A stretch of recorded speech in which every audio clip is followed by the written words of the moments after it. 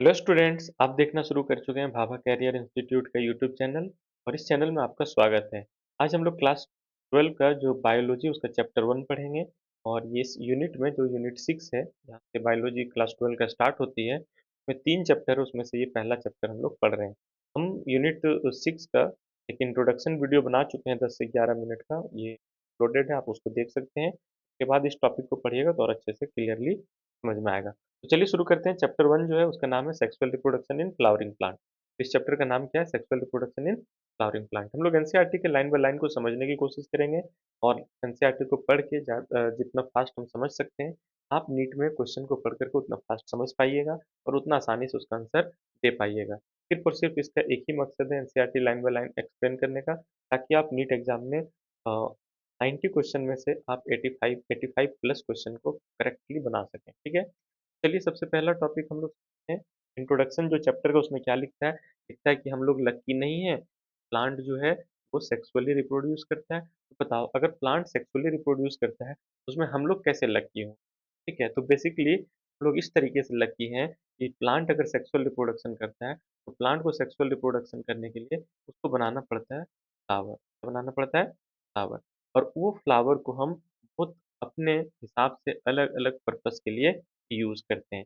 अगर हम लोग जैसे मैरियार्ड्स ऑफ फ्लावर यानी फूल के बाग में टहलते हैं, एन्जॉय करते हैं, लोग देखते हैं फ्लावर को, फ्लावर के बाग को देखते हैं, फूल का लगा हुआ गार्डन को देखते हैं, बागीचा को देखते हैं, तो हम लोगों को अंदर से अच्छा लगता है। हम लोगों को फूल से सेंट मिलता है, फूल से हम परफ्यूम बना सकते हैं और फूल में अलग-अलग वैरायटी का अलग-अलग डिफरेंट-डिफरेंट कलर आप देख सकते हैं, ठीक है? जो हम लोगों को अट्रैक्ट करता है। ये सब सारा चीज़ तो है ही, इसके अलावा फ्लावर जो है वो ऐड यानी मदद करता है किसमें? सेक्सुअल रिप्रोडक्शन को, प्लांट को, ठीक है? फ्लावर जो है do not exist only for us, ये सिर्फ़ हम लोगों के लिए यूज़ के लिए नहीं है, बल्कि ये ऑल फ्लावरिंग प्लांट में ये सेक्सुअल रिप्रोडक्शन करने के लिए फ्लावर बना हुआ है।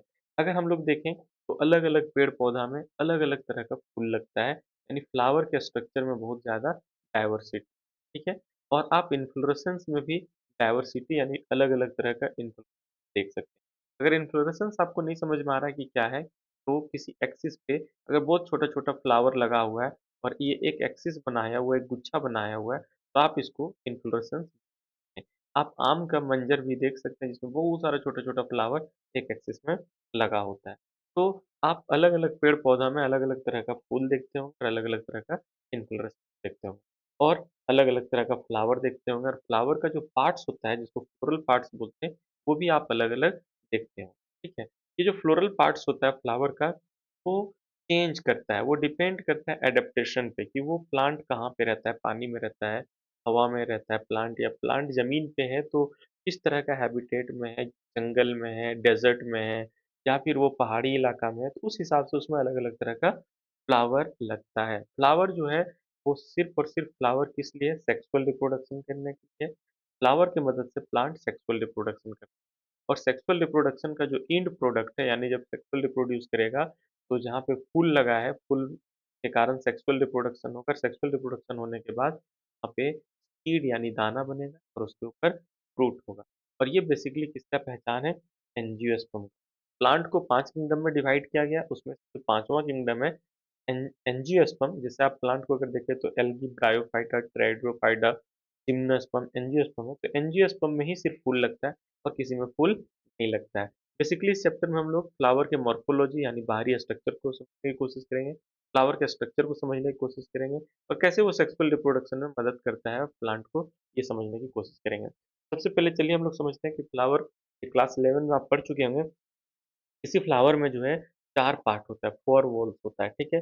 सबसे पहले जो फीमेल रिप्रोडक्टिव पार्ट है, उसको बोलते हैं हम लोग पिस्टिल। क्या बोलते हैं? पिस्टिल। और जो मेल रिप्रोडक्टिव पार्ट है, हम लोग बोलते हैं स्टैमेन। इसको तो डिटेल में पढ़ेंगे, अभी हम जस्ट फ्लावर के बारे में थोड़ा देख लेते हैं। और जो कलरफुल पार्ट होता है फ्लावर में, उसको बोलते हैं पेटल और जो ग्रीन लीफ जैसा सबसे नीचे पार्ट होता है, उसको बोलते हैं सेपल और ये एक थैलेमस स्वेलन पार्ट यानी एक प्लेटफ़ॉर्म पे ये चिपका हुआ रहता है, इसको बोलते हैं थैलेमस। क्या बोलते हैं? थैलेमस। तो ये 4 चीज़ें बेसिकली फ्लावर में होता है। तो यहाँ पे आपको इंट्रोडक्शन क्लियरली समझ में आ गया होगा, आपको ये सब मज़ा भी आएगा। चलिए अब हम लोग देखें, नेक्स्ट क्या है ह्यूमन बीइंग जो है, आदमी लोग का जो है इंटीमेट रिलेशन यानी क्लोज रिलेशन जो है फ्लावर के साथ है। और कब से है? टाइम इमेमोरियल, बहुत पहले से। कब से है ये बताया भी नहीं जा सकता है। यानी आदमी और फ्लावर का बहुत ही क्लोज संबंध है, बहुत ही एक दूसरे के नजदीकी संबंध है। लोग बहुत पहले से, आज से हजारों साल पहले से, लाखों साल पहले से आदमी लोग फ्लावर को यूज़ करते आ रहा है। अब फ्लावर को कहाँ-कहाँ यूज़ करता है? तो फ्लावर को बेसिकली वो एस्थेटिक, ऑर्नामेंटल, सोशल, रिलीजियस और कल्चर वैल्यू में यूज़ करता है। कल्चर वैल्यू की अगर हम बात करें, तो आप अपने सोसाइटी में देख सकते हैं कि बहुत सारी लड़की लोग जो है, वो फ्लावर को क्या करता है, बाल में लगा कर के पहनते हैं। ये एक्चुअली में कल्चर है, ये एक यहाँ का रीति-रिवाज है। रिलीजियस यानी अलग-अलग धर्म में फ्लावर का अलग-अलग वैल्यू है, अलग-अलग टाइप से, अलग-अलग धर्म में अलग-अलग प्लांट के फ्लावर को यूज़ किया जाता है अलग-अलग पर्पज़। सोशल, जैसे सोशली अगर हम बात करें, तो लोग जैसे लव को दिखाने के लिए रोज़ गुलाब के फूल को यूज़ करता है। समझ पा रहे हैं? या फिर अगर आप देखेंगे, ध्यान दीजिएगा, तो जब लोग डेथ कर जाते हैं तो उसके ऊपर भी फूल चढ़ाया जाता है। घर में ऑर्नामेंटल सजावटी के लिए भी फूल लगाया जाता है। सोशल में आप देख सकते हैं, शादी-ब्याह में जाते हैं हम लोग, तो बुके लेके जाते हैं, ग्रुप ऑफ फ्लावर्स लेकर के जाते हैं, फूल का एक गुच्छा लेकर के जाते हैं। ठीक है?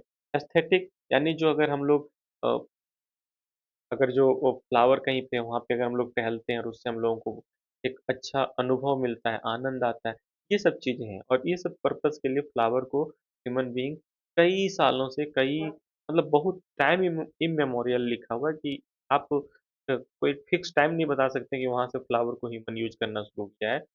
ये कब से यूज़ करना शुरू किया ये नहीं पता, लेकिन बहुत पहले से यूज़ कर रहा है। तो अगर देखोगे, तो ये फ्लावर का जो यूज़ है एज़ अ सिंबल, आप लव के लिए, यानी लव को अगर आप एक्सप्रेस करना चाहते हैं अपने लव को, तो उसके लिए भी फ्लावर को यूज़ कर सकते हैं। जनरली लोग गुलाब का फूल यूज़ करता है। अफेक्शन, अफेक्शन का मतलब ये समझिए कि आप कहीं पे टहल रहे हैं, आपको कुछ अच्छा फ्लावर मिल गया, आप उस फ्लावर को पकड़े हुए हैं और आप अपने किसी बारे में, किसी आप अपने चहेते, किसी अपने आप लवर के बारे में सोच रहे हैं, तो ये अफेक्शन हो गया। हैप्पीनेस, जब आप खुश हैं, तो आप फ्लावर किसी को देते हैं। ग्रीफ, अगर दुःख में है, तो भी फ्लावर देते हैं। और या फिर शोक, किसी का डेथ हो गया और आप शोक मना रहे हैं, मॉर्निंग कर रहे हैं, तो भी आप फ्लावर देते हैं, ठीक है? जैसे आप लव के लिए आप गुलाब का फूल यूज़ कर सकते हैं। और अगर कोई लड़की जा रही है ससुराल और उसके ससुराल में लग रहा है कि उसको टॉर्चर होने वाला है, तो गाना तो आप लोग सुने ही होंगे, ससुराल गेंदा फूल। तो फूल का जो रिलेशन है, वो अलग-अलग फ्लावर को अलग-अलग पर्पज़ के लिए यूज़ किया गया है, ठीक है? आपको बोला गया कि यहाँ पे 5 फ्लावर का लिस्ट बनाओ जिसका ऑर्नामेंटल वैल्यू है, मतलब जिसको सजावटी के लिए यूज़ किया जाता है। यहाँ पे फ्लावर का एक स्ट्रक्चर है जो हम पहले दिखा चुके हैं, इसमें 4 पार्ट होता है, वो 4 पार्ट देखिए, ये सेपल है। क्या है ये? एप्पल है, जो ग्रीन पत्ता के जैसा होता है। हालाँकि ये जब फ्लावर बड के फॉर्म में होता है, छोटा होता है, तो ये जो सेपल है वो इसको कवर करके रखता है ऊपर से ढक करके। यानी जब ये बड यानी कली के फॉर्म में होता है फ्लावर, तब ये कली के जैसा जब फ्लावर होता है, तो ये सेपल इसको चारों तरफ से कवर करके रखता है। और जब ये फूल मैच्योर होकर के बड़ा हो जाता है, तो ये नीचे पार्ट में सपोर्ट के लिए आ जाता है। तो सेपल, अगर ये सिंगल पत्ता जैसा जो स्ट्रक्चर दिख रहा है, उसको आप सेपल बोल सकते हैं। क्या बोल सकते हैं? सेपल। लेकिन इसी के को ग्रुप को कैलिक्स बोलते हैं। क्या बोलते हैं? कैलिक्स बोलते हैं। और ये जो सिंगल कलरफुल पत्ता जैसा जो आपको दिख रहा है, उसको बोलते हैं पेटल। क्या बोलते हैं? पेटल। लेकिन इसी के ग्रुप को कोरोला बोलते हैं। क्या बोलते हैं? कोरोला। तो सेपल क्या है और पेटल क्या है, कोरोला क्या है और कैलिक्स क्या है, ये क्लियरली समझ में आना चाहिए। और ये जो स्ट्रक्चर आप देख रहे हैं, ये मेल रिप्रोडक्टिव पार्ट है। तो बोलते हैं स्टैमेन। क्या बोलते हैं? स्टैमेन। स्टैमेन में बेसिकली अगर आप देखेंगे, ये 2 पार्ट है। ये जो आप पार्ट देख रहे हैं, ये एंथर है। बुक में बहुत अच्छे से लिखा हुआ है। आप एनसीईआरटी को लाइन बाय लाइन पढ़िए, समझिए, बहुत ही मज़ा आने वाला है। ये जो पार्ट आप देख रहे हैं, ये एंथर है, ठीक है? और ये जो पार्ट देख रहे हैं, जो डंडा जैसा दिख रहा है, वो फिलामेंट है। और ये एंथर और फिलामेंट दोनों मिल करके, यानी एंथर और फिलामेंट दोनों मिल करके स्टैमेन कहलाता है। क्या कहलाता है? स्टैमेन। अब ये एक एक यहाँ पे तो एक स्टैमेन, ऐसा-ऐसा बहुत सारा स्टैमेन है यहाँ पे देखो, कि मान लो 1 हो गया, ये 2 हो गया, ये 3 हो गया, 4 हो गया। किसी का साइज़ बड़ा है, किसी का साइज़ छोटा है, अलग-अलग साइज़ का एक ही फ्लावर में भी हो सकता है। तो स्टैमेन के ग्रुप को बोलते हैं एंड्रोइसियम। क्या बोलते हैं? एंड्रोइसियम। ठीक है? और ये फीमेल पार्ट है, फीमेल पार्ट के सबसे ऊपर हिस्से को बोलते हैं स्टिग्मा, क्या बोलते हैं? स्टिग्मा। और उसके नीचे जो ये सिलिंड्रिकल पाइप जैसा स्ट्रक्चर है, उसको बोलते हैं स्टाइल, क्या बोलते हैं? स्टाइल। और नीचे ये जो ब्लज्ड पार्ट है, फुला हुआ पार्ट है, इसको बोलते हैं, क्या बोलते हैं? ओवेरी। ये आप देख सकते हैं बुक में लिखा हुआ है। इसे 3 पार्ट में डिवाइड किया गया है। फीमेल पार्ट को 3 पार्ट में, ये हो गया स्टिग्मा, ये हो गया स्टाइल और नीचे ओवेरी। और ये तीनों मिल करके जो बन रहा है, वो कहलाता है पिस्टिल। क्या कहलाता है? पिस्टिल। या फिर इसी को क्या बोल सकते हैं और कार्पेल भी बोल सकते हैं, कार्पेल। समझ पा रहे हैं? इसका जो किसी फ्लावर में एक ही फीमेल पार्ट होता है या एक से अधिक होता है, सबको मिला करके गाइनोइसियम बोल सकते हैं, गाइनोइसियम। ठीक है? ये सारा चीज़ आप समझ सकते हैं यहाँ से, ये सब चीज़ें आपको याद रखनी है। चलिए ध्यान दीजिए, लोग फ्लावर को घर में भी लगाते हैं, गार्डन में भी लगाते हैं। आप बहुत सारे 5 ऐसे फ्लावर का नाम पता कीजिए, जो सोशल और कल्चर सेलिब्रेशन होता है। ये सब एग्ज़ाम के पॉइंट ऑफ व्यू से नहीं है। एक चीज़ यहाँ पे फ्लोरिकल्चर क्या है, अगर आप फ्लावर का खेती करते हैं, फ्लावर को आप उगाते हैं, ठीक? तो उसको फ्लोरिकल्चर बोलते हैं। क्या बोलते हैं? फ्लोरिकल्चर। किसी बायोलॉजिस्ट के लिए, यानी जो प्लांट पे रिसर्च कर रहा है, उसके लिए फ्लावर क्या है, फ्लावर का जो मॉर्फोलॉजी, उसका स्ट्रक्चर कैसा है, उसका साइज क्या है, उसका कलर क्या है, ये सब चीज़ें इंपॉर्टेंट है। एम्ब्रियोलॉजिकल, उसका एम्ब्रियोलॉजी यानी उसमें जब फर्टिलाइजेशन होता है सेक्सुअल रिप्रोडक्शन के, तो फिर वो एम्ब्रियो कैसे डेवलपमेंट होता है, ये सब चीज़ें इंपॉर्टेंट है एक बायोलॉजिस्ट के।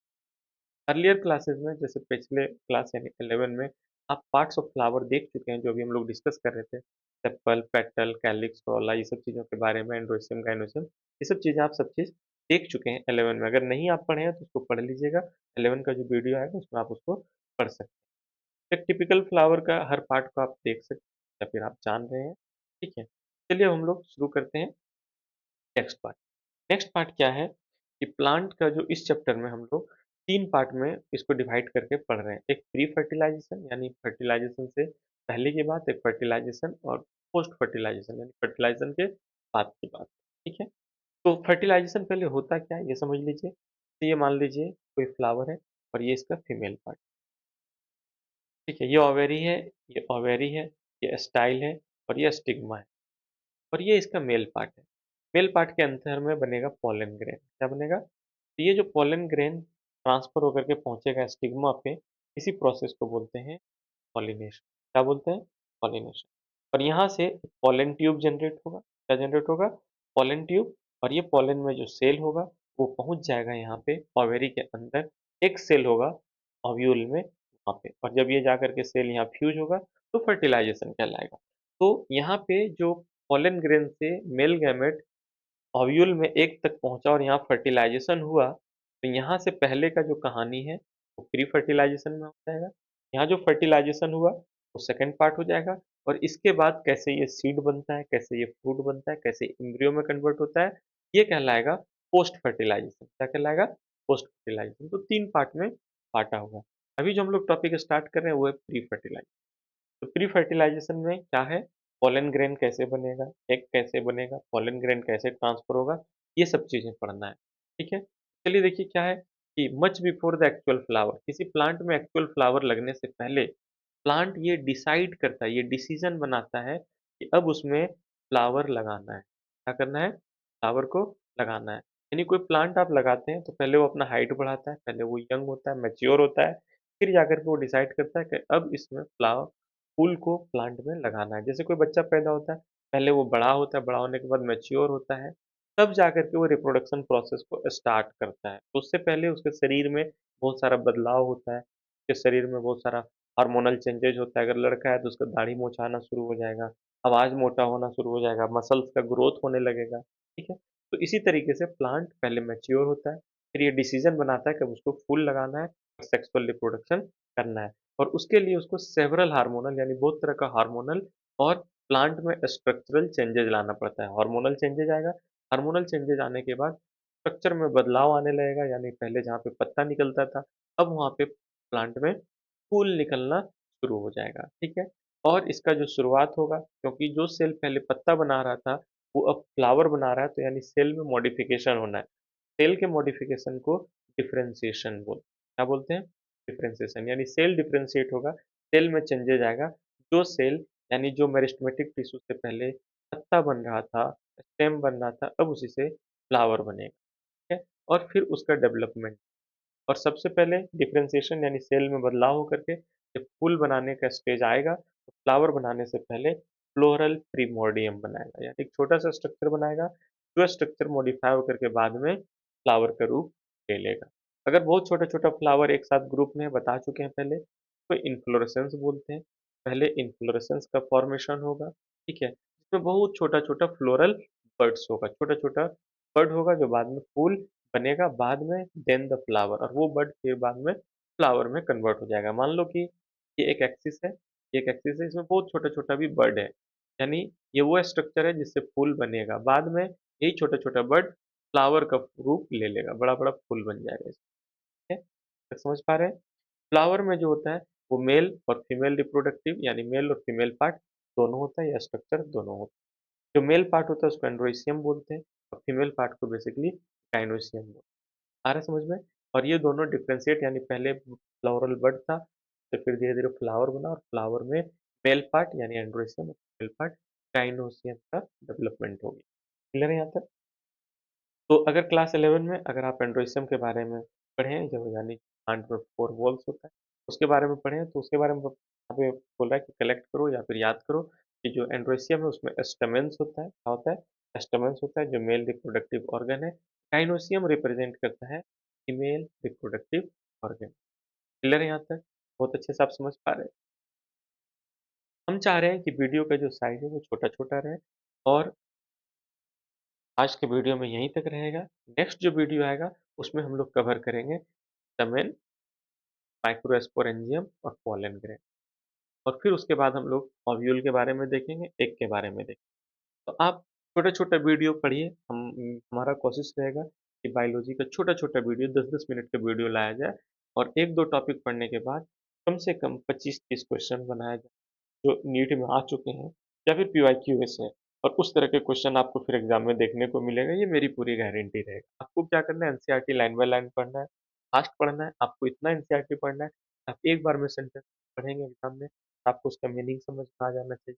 वो सही कह रहा है, गलत कह रहा है, क्या कह रहा है, सब चीज़ समझ में आना चाहिए। फास्ट क्वेश्चन को आप बना सकते हैं। तो आज की वीडियो में